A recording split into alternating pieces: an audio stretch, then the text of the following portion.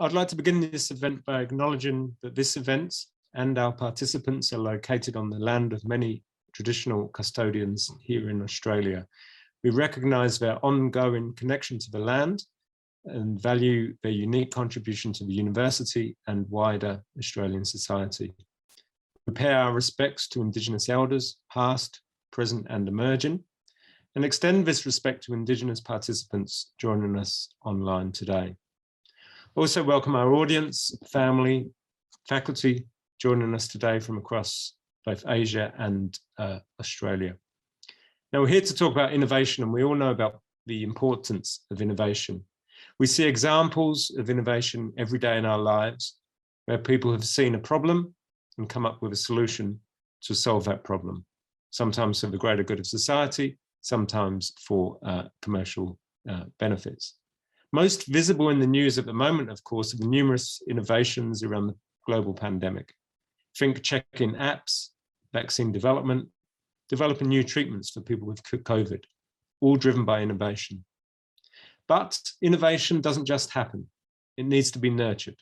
And what better place to begin than in university or even in school?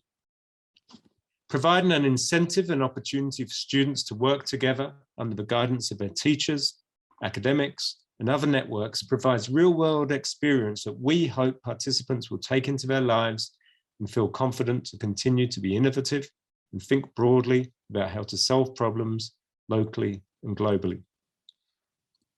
Since 2018, La Trobe's Technology Infusion Grand Challenge has mentored over 500 undergraduate students, has supported 154 participating teams, and through that participation has worked with teams from over 36 universities, from India, Sri Lanka, Indonesia, Pakistan, Vietnam, and China.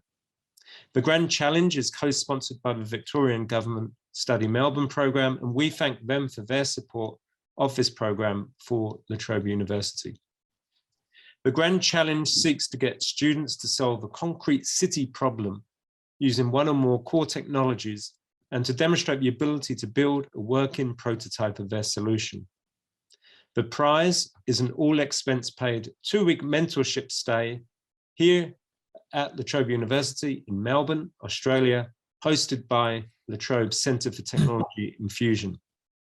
During their stay, our winners will have the chance to work with the academic and business experts from across the university to gain valuable experience on the global stage. While we've been delighted to start welcoming back international students to our La Trobe campuses here in Australia, should travel not be possible due to further border closures, we'll work with the winning team to provide an alternative experience. But let's think optimistically and hope that borders will stay open as we move into 2022. It gives me great pleasure to welcome Jason Bamert, who is the Associate Director of Education, Optus Enterprise here in Australia. With over 25 years of experience, he brings a deep understanding of how technology and digitization can drive business transformation and the importance of collaboration to deliver on game-changing outcomes for the benefit of our national economy. Jason, the virtual floor is yours. Thank you, Professor Pakes. And let me first say congratulations to all of the participants and students as in their achievements are part of this grand challenge. And certainly over the last 18 months as a father of 2 children at school, certainly the resilience as we've sort of navigated through the last 18 months in our education. So congratulations to all. I think I really wanted to spend only sort of 5 minutes talking on the topic of digital innovation, which is such a broad context, but maybe to give you a little bit of a sense around how Optus thinks about digital innovation. And, I think the importance of digital innovation, particularly on the back of the last 18 months, is an absolutely sort of core fabric to the way in which our nation thinks about social and economic recovery. So we know that, the future of work, the way in which we live, the way in which we interact and collaborate amongst work colleagues, family, and other parts of our sort of working lives has drastically changed. And digital technology, I think, is now a core has a core function and role to play in the way in which we can actually socially and digitally connect with people across our geography. So, the way in which we can provide digital tools, digital technologies, ubiquitous and pervasive connectivity is a great mechanism for unlocking economic and social value across our communities and across our industries. What we have seen is that digital transformation plans and digital transformation strategies of organisations have been massively accelerated over the last 18 months. Plans that were planned to take sort of 5 to 7 years are now being brought forward and are now embedded into 2022, 2023 plans. We are seeing a whole raft of newly created industries on the back of the pandemic. We are seeing traditional industries being massively disrupted, and all of these are looking to the role that digital transformation and digital innovation can play in the regeneration and recreation of these particular industries. And I think it's important when you think about, well, how does an organisation like Optus digitally innovate, or how do we innovate? And I think in a lot of cases, people tend to think that the role of innovation is about driving a more efficient and optimized organisation. But essentially for an organisation like Optus, the way in which we think about digital innovation is really built around sort of two core ambitions. One is, how do we create and deliver better experience and services for our customers?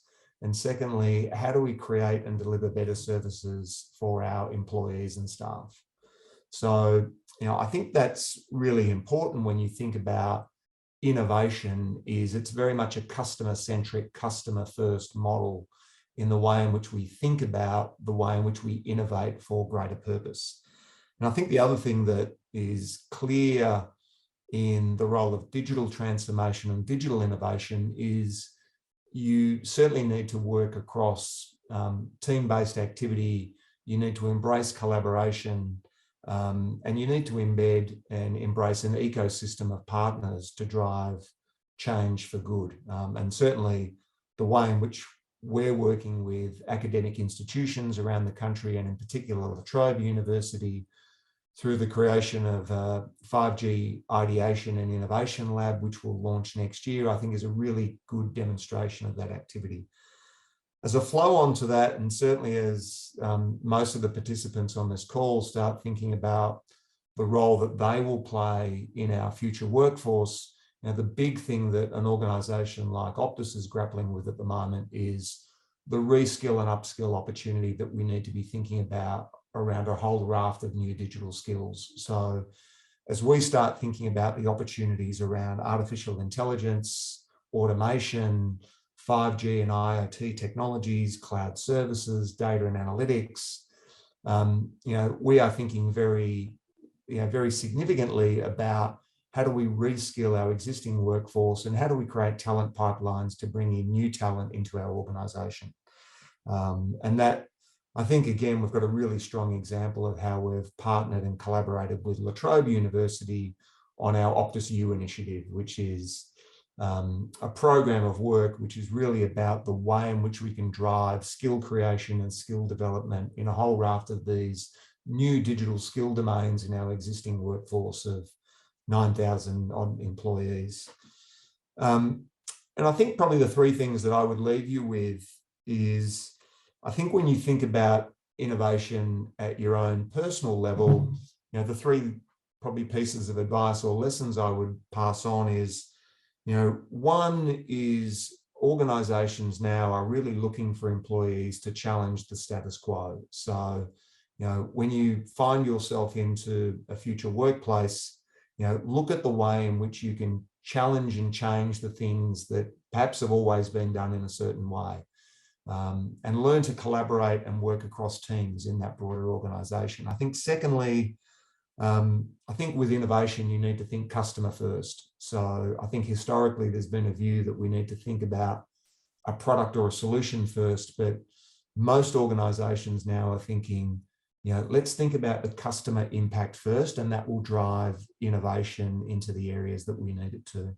And the third thing I think, which is really important, is look for where those quick wins are. So, how do we drive innovation, particularly in areas of automation on non-critical tasks, so we can release human effort into the more creative and critical areas of the business to drive impact. So, as you begin your journey into the workforce, try and identify where those small activities may exist, where we can drive, drastic change and impact for social and economic good.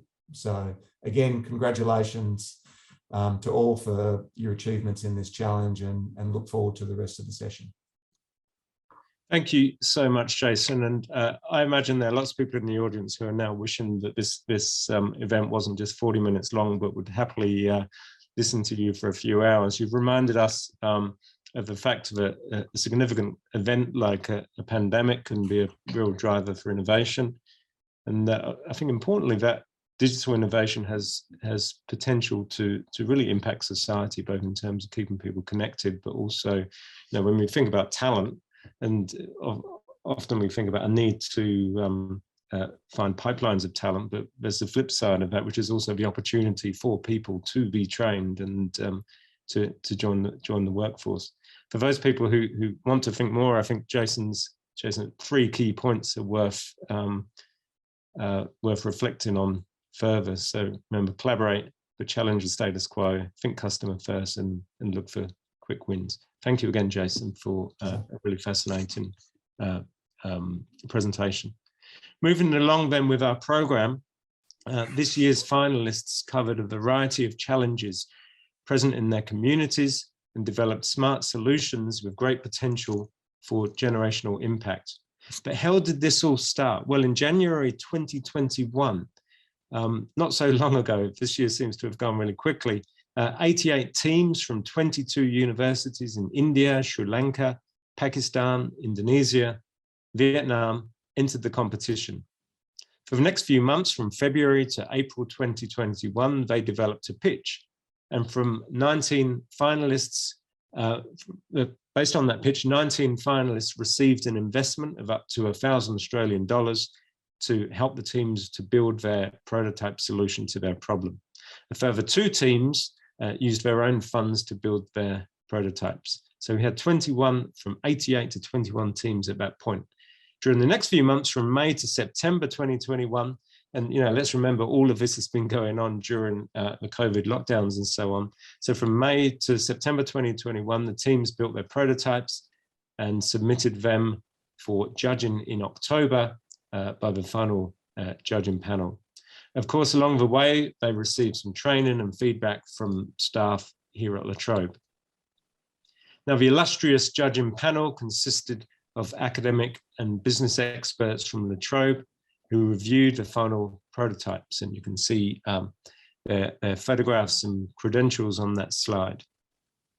This panel selected 10 from a short list from which runners-up and the overall winner were eventually chosen, and we'll of course hear in a moment who those runners-up and the winner are. Now, some fantastic examples of our finalists included a dangerous driving detection system for road safety and traffic management, smart waste management, which is a critical factor due to increasing global population, and sustainable farming practices to ensure food safety. Other great examples included accessible transport solutions for people with disabilities, smart wastewater management, and smart health monitoring device, which is extremely useful due to the challenges that have arisen as a consequence of COVID-19. Let's take a look at the top 10 projects. I'm delighted to present the finalists of the 2020-21 Technology Infusion Grand Challenge. The competition encourages undergraduate students to apply the skills that they have learned in their undergraduate studies to solve real-world, socially relevant community problems. In this year's Grand Challenge, we received over 88 entries from 22 universities around Asia, out of which 19 teams won an investment from us of up to $1,000 to build a working prototype. I hope you join me in congratulating the students on successfully completing their challenge, and I look forward to working with the winning team in bringing their idea to life. It is a smart waste segregation device which verifies the nature of waste and rewards the user with points. The nature of waste is verified using the simple technology of embedded systems. The points gained will be updated into the user's account on our website, which can be redeemed by the user to avail discounts. This system will improve motorists' adherence to the road rules, subsequently resulting in a significantly lesser number of accidents and deaths. A video clip of the duration surrounding the incident is saved, and the clip is uploaded to a server for further processing. Our problem statement focuses on curbing the noise pollution, especially in no honking zones like hospitals, schools and libraries. So we have installed our circuit in this car, and we are taking two connections from the car. One will be from the horn and the other one will be from the battery. As I am in a no honking zone, currently if I try to press the horn is disabled. Even though a system already exists to collect e-waste, the general public has no incentive to contribute as they do not gain any personal benefit. So let's take a look at our prototype. The user will be required to enter their phone number to the system, and the bin will open where the user is able to dispose of their e-waste. In the customer dashboard, they can make pickup requests, redeem, and share points.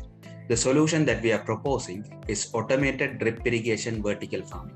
With this solution, we can produce more than 10 times that is produced in the same extent of land using open field cultivation. Data from the environment is sensed and necessary action will be automatically taken with minimal human intervention.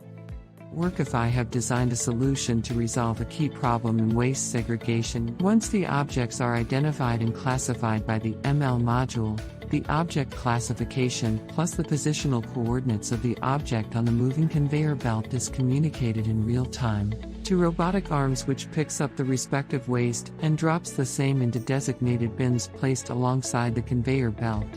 Using our application, the patient called the ambulance in a single click. The application automatically books the nearest ambulance for the patient with its built-in feature calculating the shortest arrival times amongst all ambulances in the vicinity. Lanka also made in-commute diagnosis possible with the virtual availability of physicians. Our objective here is to provide a smart and automated railway walkaway, which allows the physically challenged and senior citizens to cross the railway platform very easily. When a train is approaching the station, the sensors will detect its arrival and transmit the data to the PLC box. Creating an unique facial ID based on a face signature and personal information will help us to classify each and every individual of the city. Saving this data in the database of the city will help the government in proper management of the city.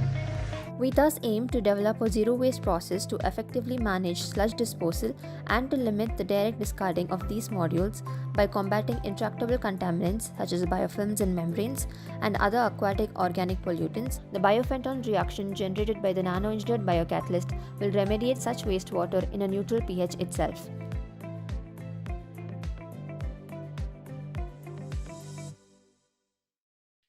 Now, I'd like to, of course, see all 10 wonderful projects win the prize, because I'd like to hang out with all 10 teams of smart people here on our La Trobe campus. But we're going to be choosing one, and I can imagine it's a very difficult decision later on. Those videos were, of course, introduced by our great friend, Professor Arnie Desai, the Director of Centre of Technology Infusion here at La Trobe and the brainchild of the Grand Challenges Programme. Thank you, Arnie. Now, it gives me great pleasure to introduce our second keynote for this event. Dr. Harsha Vardhan is the founder and managing director of Med Achievers, a global think tank for business, strategy, policy in healthcare. He is also an entrepreneur, an innovator, a mentor, a narrator, a leader, an investor, transformer, and game changer with an immense capability of strategic and market establishment in healthcare. Dr. Vardhan, the virtual floor is over to you. Thank you.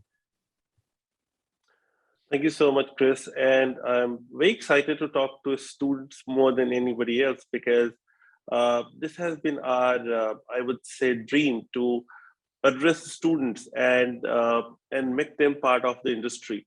Because that is where, if you have a talent pool, which is very much ready to understand industry, but they aren't getting that opportunity to be part of the industry, probably that's the best way to bring them on the platform and make them ready for the future projects or even their own initiatives.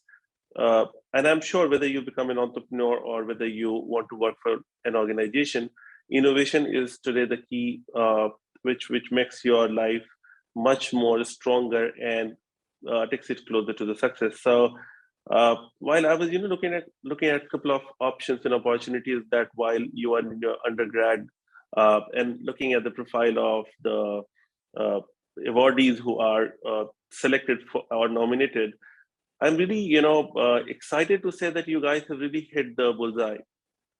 Today, in the era of digitization, if you talk about artificial intelligence, machine learning, probably that becomes core of any industry, whether you talk about food processing or you talk about healthcare or you talk about traffic management.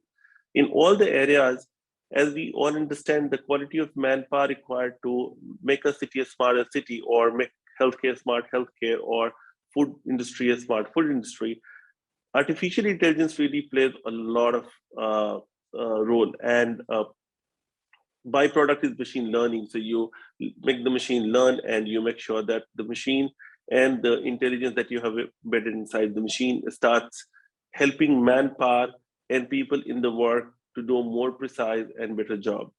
The point what I would like to suggest to all the students here is, because we are in healthcare and also in other industries, but primarily in healthcare, focus and create a skill set around making machines speak to the operator and operators speak to the machine and make them learn, which is what machine learning is about. And there are a couple of examples that have created industry worth billions of dollars, whether you talk about radiology. So we have tons of engineers working behind the machine to make the image data speak to the radiologist, and that helps him to actually not miss even a minute point while scanning through the patient data.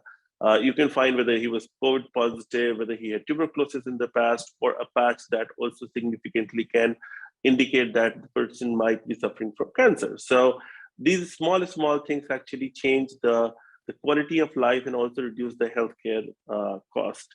The second thing what I would like to suggest is be innovative while and innovation never means that you do something always out of the box. Many times, innovation means making things simpler. So there are a lot of complicated machinery, like you talk about genomics, you talk about application of neural network in bioinformatics.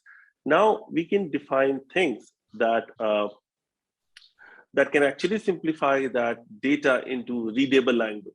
And that is very big challenge today. If you look at most of the companies working across the world in UK, in the US, they are really struggling to find the ways to make precision medicine available for everyone. How can we make precise tool and technique and program that can actually help us to actually, make the machine learn the language of the performing scientist? And if that machine starts understanding the individual scientific language, then every machine would become very important and useful for the labs and eventually for the patients, and the community at large would get the benefit of it. Now, last but not the least, I would like to talk about the process management. So if students are working on tools and techniques that can help in process management, like I saw people are working on the traffic light management, or people are working on ambulance automation, or they are working on cameras that can detect a face and then make part of the image recognition system, which can further take to the smarter city program. These all can be applied, in a bigger and better sense for a specific industry like healthcare, for a specific industry like education, where you actually struggle every day to connect data of a patient, process related to the patient, and finally procedure that we are going to apply on the patient. So, it's very, very exciting that at the undergrad level, you guys are able to see so much and are able to develop so much. We are now partnering La Trobe, and we hope that our lab, our industrial presence, and also the partnership that we have can help you, whoever wins or whoever has just participated, in actually reaching closer to your dream project. And we would also ensure that, post the session is over and you guys are rewarded with the blessings of Professor Annie's Incubation Center. We work closely with you to bring as much as industrial insight, because while you are in your college, you have to have the date with the industry, and that is very important.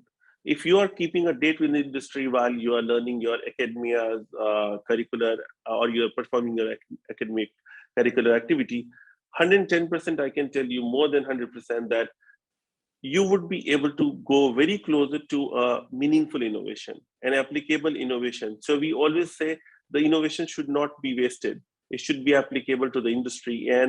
And the only formula, the secret sauce, is start working with the industry day one, accept what is required, and try and ensure that if there is anything missing during that period, as you are studying, you have got professors, you have got access to the lab and also industry, whether it's a big company or a small, start working with them and try and test your idea that why it is not getting accepted, or it is getting partially accepted, or it is fully accepted.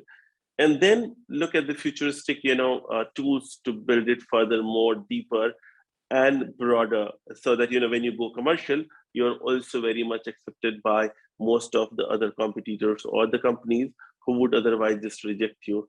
So thank you so much for inviting me, and I look forward to see more during the session today. And I wish all the best to all the participants and the team who has been just working for the last 1 year to make this day happen. Thank you so much. Thank you so much, Parsha, for your really fantastic speech and your advice. And we're really excited about our partnership with MedAchievers. And I think your opening remarks about, number one, make students part of industry really does resonate with the Trobe's mission. And we hope for our partnership we're able to bring more students into industry. Thank you. It's now time to get down to business. So we'll start by announcing the second runner-up, which is Team The Conrads from India for their concept Flexi Auto Pathway. And I think we're going to see a video of the Flexi Auto Pathway. Congratulations.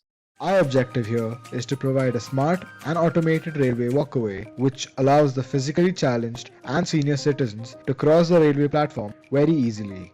The travelator will work on a telescopic mechanism, and its operation is based upon the output of sensors placed before each station. When a train is approaching the station, the sensors will detect its arrival and transmit the data to the PLC box. By providing this automatic pathway, a small try is made towards helping the needy commuters to cross the platform easily.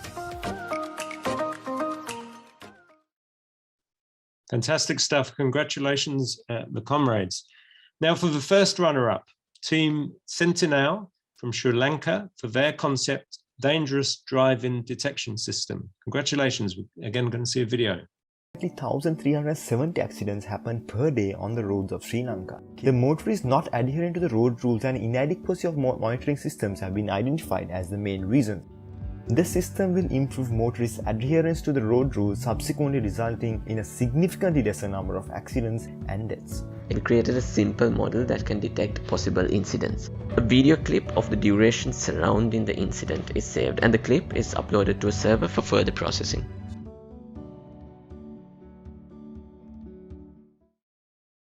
Congratulations again to both runners-up and their teams for outstanding projects in the themes of transport and transport safety. Now it's time for me to introduce the Vice-Chancellor of La Trobe University, Professor John Dewar AO, who has the important task of announcing the People's Choice Award and our overall winner. Over to you, John. Thank you very much, Chris, and congratulations to the runners-up. I'd also like to thank Jason Bammert and Dr. Harsha Vardhan for making the time to be with us today. And I'd also like to acknowledge the traditional owners of the land on which I'm talking to you here in Melbourne, the Wurundjeri people, and pay my respects to their elders past and present. La Trobe University is very proud to be part of a unique initiative such as the Technology Infusion Grand Challenge, which encourages and rewards entrepreneurship and innovation at undergraduate level and helps students develop skills essential for a long and successful career. The challenge provides a global platform for students to showcase their skills and the talent acquired during their study. Now, research and innovation is a big part of what we do here at La Trobe, including in important areas like smart cities and the other work led by Arnie Desai and his team. For over a decade, our Centre for Technology Infusion has been delivering field-ready smart city projects with government and industry in areas such as transport safety and mobility, energy and infrastructure management, digital supply chains, healthcare, and smart farming. We founded the Asian Smart Cities Research and Innovation Network, which now involves more than 150 researchers from La Trobe and top Indian universities such as BITS Pilani and IIT Kanpur, along with a wide range of industry champions. Through this network, we are collectively investing over 13.5 million Australian dollars to launch a PhD program that will focus on multidisciplinary problem solving. This program will help to tackle challenges in infrastructure and technology, mobility and transport, health and well-being, urban planning, and energy, water, and waste. In 2020, La Trobe University and IIT Kanpur also launched a new phase of our partnership by establishing a research academy in India to address significant global social, community health, and technological challenges. La Trobe is really proud to be supporting innovators and entrepreneurs doing fantastic work, such as those you've heard about today. Now, I'm sure you're keen to hear the winner of the People's Choice Award, which received over 28,000 views and over 10,000 unique likes online. So without further ado, I'm pleased to announce that the People's Choice winner is Team Workify. Majority of the domestic waste can be recycled, which is thrown in open landfills. We at Workify have designed a solution to resolve a key problem in waste segregation. Once the objects are identified and classified by the ML module, the object classification plus the positional coordinates of the object on the moving conveyor belt is communicated in real time. This ejector creates suction within milliseconds, minimizing the total cycle time of the system, contributing to the efficiency.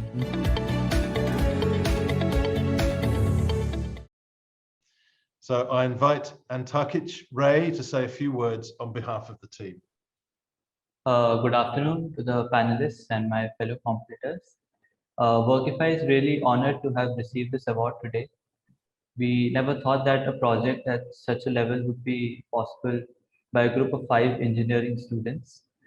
So working day and night, managing the resources, innovating and building, we were able to complete the project, something that we believed in.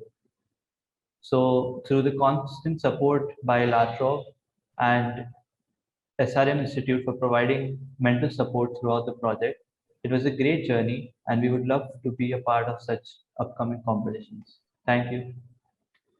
Thank you very much. Now, it's time to reveal the overall winner. And I'm delighted to announce that the winner of this year's Technology Infusion Grand Challenge is Team Catalysts, with their project on water treatment membranes. Congratulations to Team Catalysts. The judges noted that your idea for wastewater treatment and biofilm elimination is very promising and highly innovative. They were impressed by your originality and the skills and hard work of the team. So we now have a short video to play that shows how the team was able to demonstrate a prototype solution for the water treatment problem. The RO filtration membranes lose their permeation capacity due to the formation of biofilms and need to be replaced annually. This leads to the disposal of 840,000 end-of-life membranes, contributing massively to environmental pollution. The recyclable nano-engineered biocatalyst that we produced acts against these biofilms and extends the shelf life of the membranes. The nanocomposites thereby come as a compact solution with minimal and inexpensive material usage. Fantastic. So I'd like to invite Priyanka Saravanan from Team Catalysts to say a few words. Priyanka. Hello everyone. We are elated and extremely honored in receiving this award. We would like to thank everyone who made this possible.